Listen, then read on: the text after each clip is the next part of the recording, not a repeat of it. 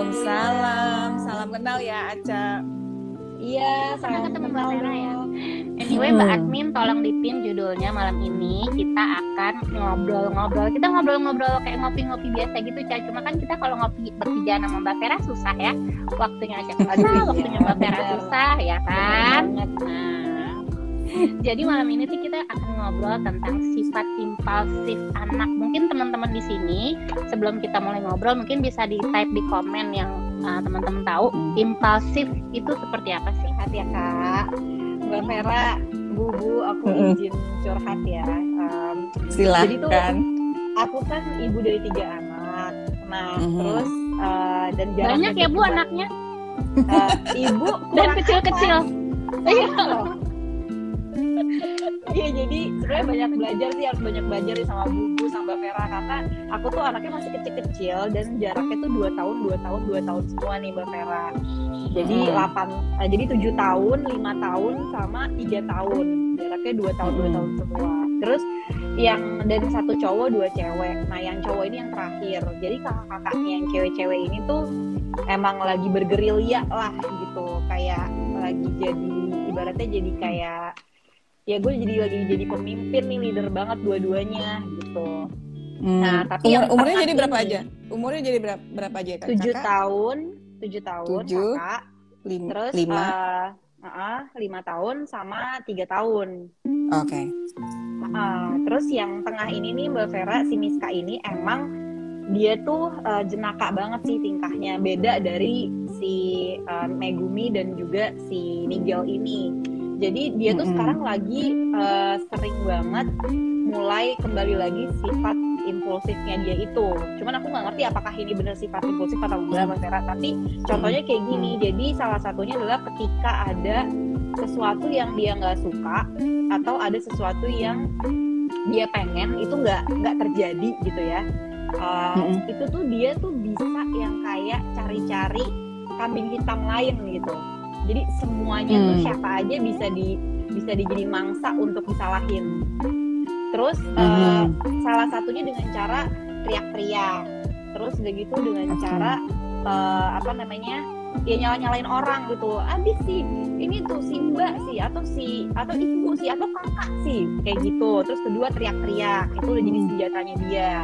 Terus abis itu selain itu juga nangis nggak mempan dia akan teriak nggak mempan juga dia bisa gergetan. Nah terus tapi ketika udah selesai dia bener-bener kayak maaf ya kayaknya tadi Miska ngulangin lagi deh gitu.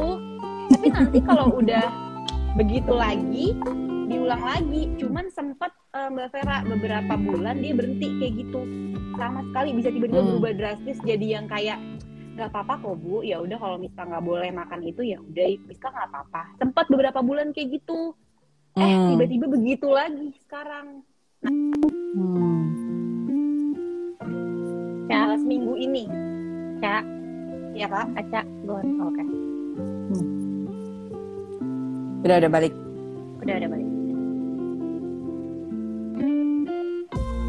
Hilang lagi. balik lagi, aman nggak? Ya, oke. Aman. Oke. Lanjut ya.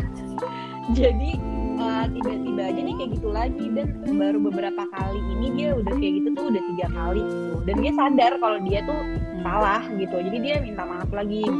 Miska juga nggak mau sebenarnya kayak gitu, tapi Miska kesel banget dan Miska udah 3 kali kayak gini ke ibu gitu.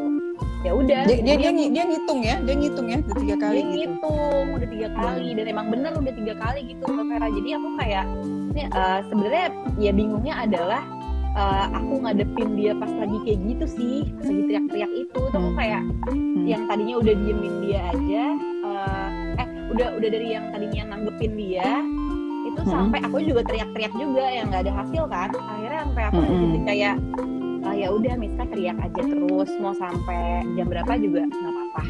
Udah kayak gitu. Jadi itu bisa sejam lebih dia nangis-nangis. Teriak ini pantang menyerah banget nih Mbak Vera. Lumayan agak maksa kendaknya tuh bener yang kayak. Tapi nanti habis itu pas udah capek nih dia, ya udah ntar habis itu dia lemas sendiri. Tiba-tiba udah tidur aja. Nah besok pagi baru nyadar. Bu, kayaknya Miska Oke. kemarin gitu. Kayak gitu sih curhatannya Mbak Vera. Seru ya. Mohon bimbingan. Oke. Aduh. Itu dari Oke, kalau itu dari kecil kayak gitu, Cak. Dari kecil enggak juga sih Kak. Jadi dari umur 3 tahun dia kayak gitu. Oh, 3 tahun, terus 4 tahun enggak kayak begitu, maksudnya biasa aja. Nah, 5 tahun ini mulai lagi kayak gitu. Dan udah sempat berhenti lama. Jadi tiba-tiba ada lagi gitu. Nah itu sih yang perlu aku ketahui, apa sih pemicunya? Ya mungkin aku juga mungkin takutnya aku juga kurang peka atau gimana yang akhirnya ngebuat dia jadi kayak gitu. Nah itu sih itu yang kayaknya aku butuh saran sih dari Mbak Vera dan juga Bubu juga. Oke, kalau dikaitin sama topik kita malam ini, sikap impulsif, itu apa ya? Ada yang menggambarkan sikap impulsif anak sih memang ya. Jadi jadi sikap impulsif itu kan artinya adalah ketika kita melakukan sesuatu atau bicara sesuatu tanpa berpikir panjang gitu. Jadi cuma ngikutin emosi aja gitu. Jadi misalnya kayak kepengen sesuatu langsung ambil. Pernah lihat kan kalau anak-anak kecil misalnya ada barang apa yang baru yang menarik perhatiannya dia, terus dia langsung ambil gitu, langsung pegang gitu ya.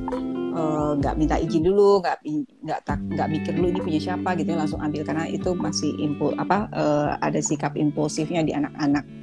Nah di satu sisi sih untuk anak-anak masih bisa dimengerti ya kenapa mereka impulsif, karena mereka masih punya keterbatasan dalam itu tadi meregulasi diri, meregulasi emosinya gitu ya. Menahan diri itu masih punya keterbatasan di situ, masih belum bisa lah gitu ya. Jadi memang apa yang dirasakan ya mereka keluar aja, mereka nggak memikirkan bahwa sebenarnya aku yang salah, aku nggak boleh nyalahin orang lain, itu belum sampai ke situ tahapan pemikirannya. Jadi masih bisa dibilang wajar sikap impulsif itu ada di anak-anak gitu, karena mereka masih punya keterbatasan gitu. Oke, nah kalau dilihat usianya Miska, dia masih dalam usia yang memang wajar tantrum itu muncul gitu ya. Tadi kan kalau yang diceritain Aca tadi itu kayaknya dia lagi tantrum ya, dia nggak dapet apa yang dia mau, langsung dia teriak-teriak 1 jam gitu. Nah tantrum sendiri kan juga sebenarnya cerminan dari sikap impulsif, karena dia ya pokoknya nggak bisa tahan apa yang dirasakan, dia keluarin semua gitu, nggak ada regulasinya, nggak ada filternya gitu. Nah jadi di satu sisi ini adalah sikap yang wajar, tapi walaupun ini wajar, bagian dari perkembangan anak, tetap harus ada yang kita lakukan sebagai orang tua gitu. Nah kalau aku lihat sih sangat bagus ya, dia besok paginya bisa nyadar, dia bisa ngitung udah 3 kali gitu sebenarnya. Jadi sebenarnya dia tahu ini salah, ini nggak boleh, tapi dia nggak bisa nahan gitu. Nah sekarang yang kita ajarkan ke dia adalah bagaimana caranya menahan itu, bagaimana dia menemukan cara lain selain teriak-teriak untuk mengekspresikan emosinya. Nah itu. Jadi duduk bareng. Kalau menurutku manfaatkan yang waktu ngomong-ngomong sama Miska di besoknya itu ya, gitu. Jadi bisa bilang manggilnya siapa? Mama, Bunda, Ibu.